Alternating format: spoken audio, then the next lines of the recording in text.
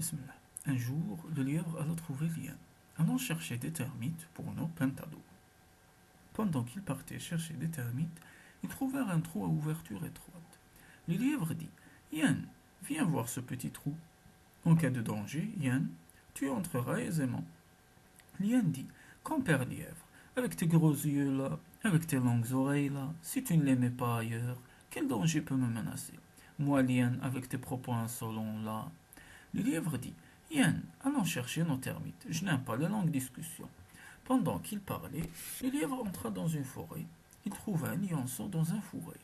Le lièvre, dans sa ruse, revint dire à Liane: Comme un rien, comme tu n'entres pas dans la forêt, donne-moi ton panier. Assieds-toi sous l'arbre à carité, j'irai chercher les termites pour toi. Il prit alors son panier, le panier de Liane, il alla assommer le lionceau, il le mit dans le panier de Liane et l'enfouit sous les termites. Il rapporta le panier à Liane et lui dit: Retournons à la maison. Pendant qu'il rentrait, arrivé au trou à l'ouverture étroite, le lion arriva à toute vitesse en colère. Le lion dit: Compère lièvre, je ne vois plus mon petit, c'est pourquoi je suis à votre poursuite. Le lièvre dit: Grand oncle, si j'avais quelque chose de bon à la maison, je l'apporterais à ton petit en brousse, au lieu de vouloir l'emporter à la maison. Il renversa son panier de termites.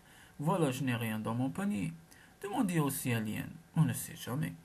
Liane renversa son panier et le lionceau s'y trouvait mort. Quand le lion bondit pour saisir Liane, le trou à ouverture étroite, Liane s'y engouffra aisément. Le lion appela: Animaux de la brousse, venez tous dans la grande plaine.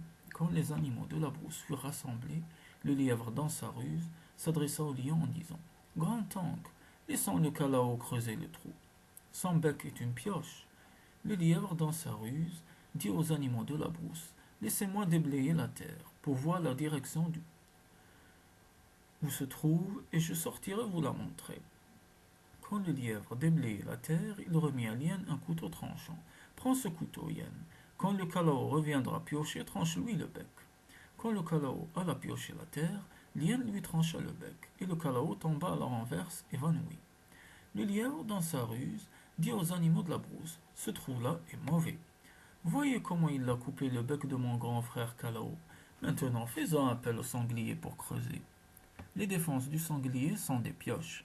Le lièvre, dans sa ruse, se leva de nouveau et dit aux animaux de la brousse: Laissez-moi déblayer la terre pour voir la direction du trou, et je sortirai vous la montrer. Quand le lièvre déblayait la terre, il remit du sel à Liane. Prends ce sel, Liane. Quand le sanglier viendra pour piocher, tu lui souffleras dans les yeux le sel mâché. Et quand le sanglier se mit à piocher, Liane lui souffla dans les yeux le sel mâché. Le sanglier se mit alors à grogner. Le sanglier dit: Compère lièvre, souffle dans mes yeux. Le sanglier dit: Sanglier, mes joues ne sont pas assez volumineuses. Demande plutôt au grand angle de le faire. Ce sera mieux. Dès que le lion a soufflé, il reçoit un morceau de sel dans la bouche, et le lion murmurait de plaisir. Le lion dit: Sanglier, tes larmes sont sucrées. Sanglier, tes larmes sont très bonnes. Le lièvre, dans sa ruse, dit: Pourtant, grand-oncle, ces larmes ne sont pas si bonnes. La graisse de son entrejambe, si tu goûtais cela, tu passerais tout ton temps parmi les sangliers. Le lion dit alors: Sanglier, la graisse de ton entrejambe, il faut m'en donner un peu. Le sanglier poussa un cri de frayeur, et il s'échappa. Les animaux se mirent à sa poursuite. Les animaux de la brousse se mirent à la poursuite du sanglier. Le lièvre, dans sa ruse, encore, clopin clopant, alla dire à Liane: Voilà, Yann, comme les animaux de la brousse sont partis, sortons et rentrons à la maison. Depuis ce jour-là, elle n'a plus beaucoup discuté. Liane n'a plus beaucoup discuté.